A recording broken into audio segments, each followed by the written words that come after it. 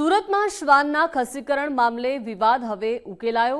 Contractor અને doctor વચ્ચેનો વિવાદ સામે આવ્યો। પાલિકાની નોટિસ બાદ ખસીકરણ કામગીરી શરૂ થઈ। 4 મહિનાથી પગાર ન મળતા કામ બંધ છે। બેસ્તાન સેન્ટરમાં 2 દિવસથી કામગીરી બંધ હતી। વર્ષ 2026માં 18,000 ડોગ બાઇટ નોંધાયા હતા।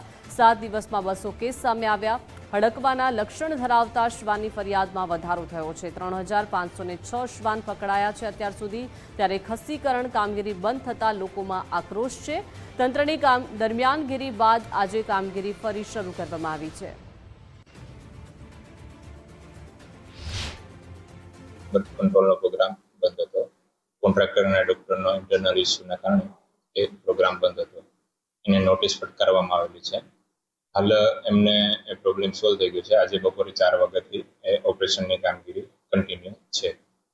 આપણે સુરત શહેરમાં રખડતા કૂતરાઓને ખસીકરણ અને રસીકરણની કામગીરી બેસ્તાન ખાતે કરવામાં આવે છે। હાલ રોજના 50 થી 60 ઓપરેશન કરવામાં આવે છે તથા જો કોઈ રેબીસવાળા ડોગની ફરિયાદ આવે તો તેને લઈ અને આઇસોલેશન વોર્ડમાં રાખવામાં આવે છે। વધુમાં કોઈ ડોગ બાઇટની ફરિયાદો આવતી હોય છે અમારા એસએમસી પોર્ટલ અથવા તો અમારા ટેલિફોનમાં, તો એ ટેલિફોનિક માહિતીના આધારે ત્યાંથી ઉચકી લે અને અઠવાડિયા માટે એને આઇસોલેશન વોર્ડમાં રાખવામાં આવે છે।